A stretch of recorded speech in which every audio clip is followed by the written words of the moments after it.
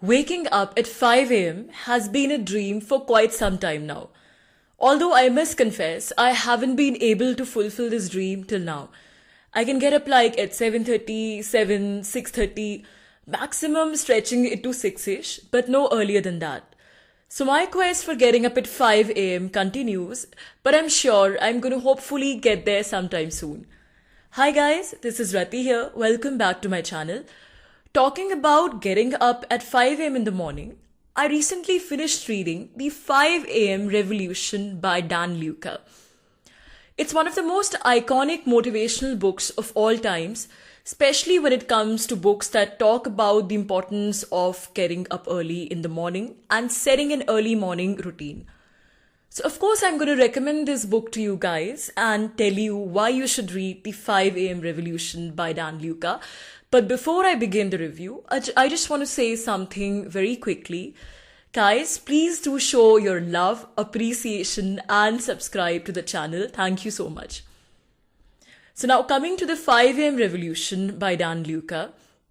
The best thing that I liked about this book is the fact that, the author doesn't beat around the bush and doesn't give you pages and pages of unnecessary words and jargon like a lot of motivational books usually do. Instead, Dan Luca comes straight to the point, and the first chapter itself starts with the main subject, the main topic. The whole book comes straight to the point, talking about the importance of getting up at 5 a.m. in the morning. That is why you should get up at 5 a.m. in the morning and what you should do in order to develop this habit. The book is neatly divided into 4 chapters, and I'm going to talk about the book chapter wise. The first chapter is titled Getting the Best Sleep. Getting the best sleep basically talks about the importance of getting a good night's sleep for getting up early the next morning.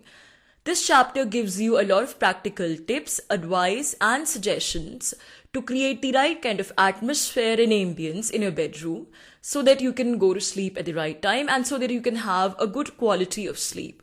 So some of these suggestions are pretty commonsensical and obvious, while others are new, interesting, and something that you might have never heard of before. There are suggestions like, the importance of switching off your lights at least an hour before going to bed, or not watching TV or looking at your phone screens at least for an hour before going to bed. There are many other interesting tips and suggestions in this chapter. Once you read the chapter, you're going to know what I'm talking about. The second chapter, The Morning Ritual, is my favorite one. The morning ritual talks about the importance of setting an early morning routine. That is, once you've managed to get up early in the morning, then how do you utilize your early morning for doing a number of tasks? So the chapter gives you many practical tips and suggestions for setting an early morning routine. So it actually gives you a list of tasks that you have to do, within the first hour or within the first half an hour of getting up in the morning. Like some of the advice, again, some of the tips are pretty commonsensical, like, brushing your teeth in the morning or drinking lukewarm water with lemon and turmeric. But some of the advice, some of the suggestions are things like, which are interesting and you've never heard of them before probably. Like there's something called practicing Hawaiian meditation. Then the author suggests something called body tough love ritual, which he explains in great detail throughout the book. And then there's something called maintaining a gratitude journal. I really enjoyed reading this chapter because, as you read this chapter, you realize that what an enormous amount of time we actually end up wasting in the mornings. Trust me, guys, I think most of us, even those of us who get up relatively early in the morning, we don't generally associate mornings with productivity, not the first hour within waking up at least, We are maximum what we do is maybe sip a cup of coffee or tea lazily and just glance at the newspaper.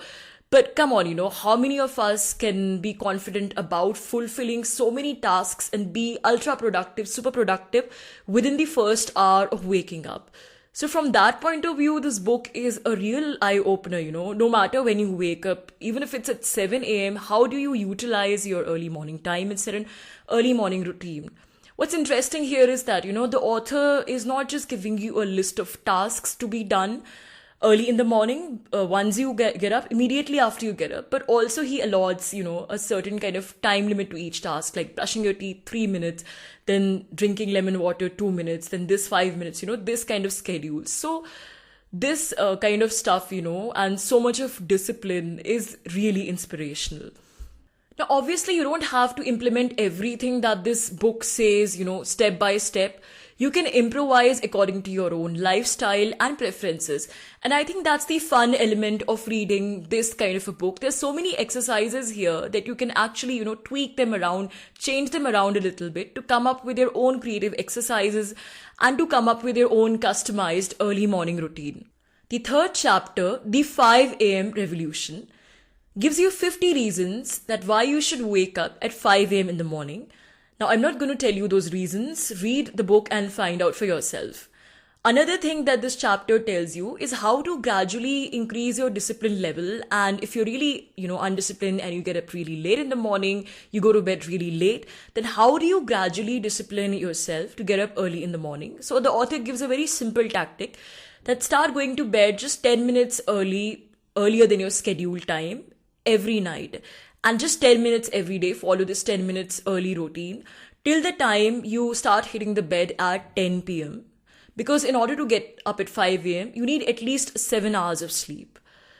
One of the other practical tips and suggestions that the author gives here is that if you miss your early morning ritual one day, don't panic, don't stress out, but make sure that you do not miss your early morning ritual for 2 consecutive days at a time. Because it's psychological, if we miss something for 2-3 days at a time, then you have to work really hard to get back the discipline for doing it again, and it's difficult. The last chapter of the book is called The 8-Week System. Now, this chapter is pretty interesting. It basically talks about, following a 8-week system to get yourself disciplined enough to get up at 5 a.m. in the morning, and how you increase your early morning activity level from the first week to the 8th week. So the author has given you an entire 8-week chart, and the first week he gives you, minimal early morning routine activities.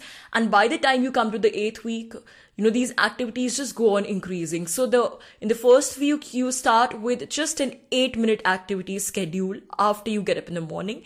And by the time you reach the 8th week, this 8-minute becomes 47 minutes. So just see the big jump.